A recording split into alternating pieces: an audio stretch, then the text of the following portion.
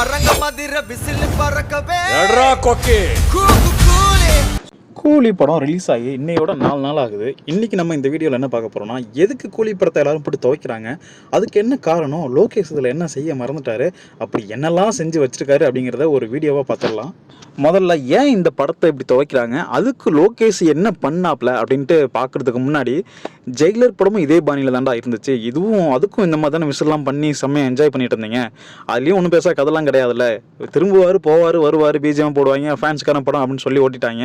ஏன்னா ஜெயிலர் அவ்வளோ பெரிய ஹிட் ஆனது, அதுக்கு கொஞ்சம் கூட சலிக்காத மாதிரி தான் இந்த படமும் இருக்குது. பட் ஆனால் அதில் பண்ணிக்கிறத விட நிறைய டிஏஜ்லாம் பண்ணி இன்னும் ரஜினி ரசிகர்களை இன்னும் ஆர்வப்படுத்துற மாதிரி தான் பண்ணியிருக்காங்க. அப்புறம் நான் ஒன்றும் ரஜினி ரசிகர்லாம் கிடையாதுங்க, காலை பார்த்தா 4 நாள் பார்க்கறதுக்கும் ஃபுல் படத்தை பார்க்கறதுக்கு அப்படின்னு கற்றுற அளவுக்குலாம் கிடையாது. நான் ஒரு நார்மலாக ஒரு படம், இந்த படத்துக்கு எந்த ஒரு எக்ஸ்பெக்டேஷனும் இல்லாமல் போனேன். அப்படி போயிட்டும் ஒன்றுமே பண்ண முடியாத ஒரு சுச்சுவேஷனில் தான் நான் திரும்பி வந்தேன். எனக்கு படத்தில் ஸ்க்ரீன் பிளேவும் ஒர்க் ஆகலை, கதை சுத்தமாக கிடையாது. ஆஸ் யூஷுவல் ஒரு ரிவைன் ஸ்டோரி தான் எடுத்து வச்சுருக்காங்க. பட் இருந்தாலும் சரி போயிருக்கோம், ஒரு 250 டிக்கெட் ஆன்லைனில் தான் புக் பண்ணேன், 250 கொடுத்து போயிருக்கோம். பட் கொஞ்சமாச்சும் சாட்டிஸ்ஃபை ஆனோமா அப்படின்னு பார்த்தோன்னா கண்டிப்பாக அனிருத்தோட பிஜிஎம் நல்லா இருந்துச்சு, தலைவரோட ஆக்டிங் நல்லா இருந்துச்சு. அது மட்டும் இல்லாமல் இந்த டிஏஜிங் பண்ணியிருக்காங்க இல்லையா, அது உண்மையாகவே சூப்பராக இருந்துச்சு. அது இதுக்கு முன்னாடி யாரும் இந்த அளவுக்கு பண்ணதெல்லாம் கிடையாது. ஏன் கோட் படத்தில் கூட பண்ணாங்க, நான் கூட இந்த விஜய்க்கு பண்ணதை சொல்ல, நான் விஜயகாந்த் சாருக்கு பண்ணியிருப்பாங்க பார்த்தீங்களா, அந்த டிஏஜிங் நான் சொல்கிறேன். அது கூட அந்தளவுக்கு ரொம்ப அக்யூரேட்டாலாம் இல்லை, பட் ஆனால் இது ரொம்ப பர்ஃபெக்டாக இருந்துச்சு. அப்படி பார்க்கும்போது இது திரும்ப யாராச்சும் ரீக்ரியேட் இந்த மாதிரி பண்ணுவாங்களா அப்படின்னு பண்ணால் யோசிக்கத்தக்கது தான். அந்தளவுக்கு கொஞ்சம் நல்லாவே பண்ணியிருக்காப்புல. இந்த இதில் அடித்தாங்க பார்த்தீங்களா, லியோ படத்தில் ஃப்ளாஷ்பேக்கே மொக்கையாக இருக்குன்னு சொல்லி அடித்ததும் லோகேஷ் கனகராஜுக்கு எந்த பக்கம் அடி வாங்கினாருன்னு தெரில. இந்த தடவை ஃப்ளாஷ்பேக் மட்டும் நல்லா எடுத்து வச்சிருக்காப்புல. ஃப்ளாஷ்பேக்கில் என்ன, அதுவும் மாசின் மட்டும் தான், நடந்து வருவார், ஒரு ஃபைட் பண்ணுவார், அதுவும் அந்தளவுக்கு டீட்டெயிலாக காமிக்க மாட்டாங்க.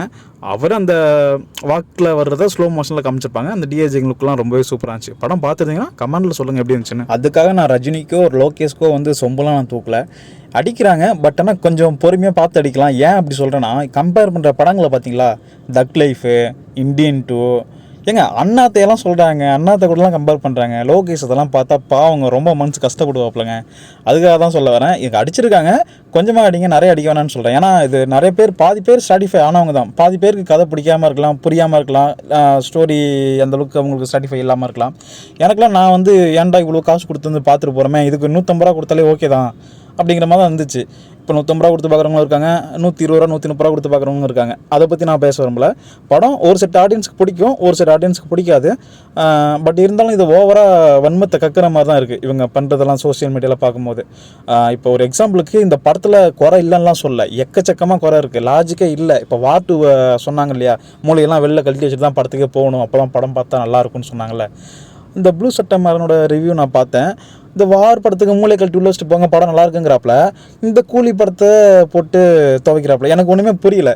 எப்படி அந்த படத்தை நானும் பார்த்தேன், எப்படி இப்படி கம்பேர் பண்ணுறாங்கன்னு எனக்கு சுத்தமாகவே தெரியல. இது வந்து ஒரு வன்மம் தான் எனக்கு தெரிஞ்சா. நீங்கள் உங்களுக்கு டைம் கிடச்சா அந்த ப்ளூ சட்டை மாறனோட ரிவ்யூவை போய் பாருங்கள்.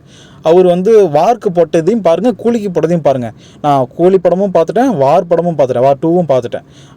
அதை பார்த்ததுக்கப்புறம் எனக்கு இன்னும் என்னடா அது ஏதாச்சும் ஒன்று பேசணும், இப்படிலாம் ரொம்ப துவைக்கிறாங்களே அப்படின்லாம் தோணுச்சு. வீடியோ ஒன்றும் முடியல, இதோட கன்டினியூட்டி அடுத்த பாட்டில் நான் பார்ட் 2வாக போட்டிருக்கேன், செக் பண்ணி பாருங்கள்.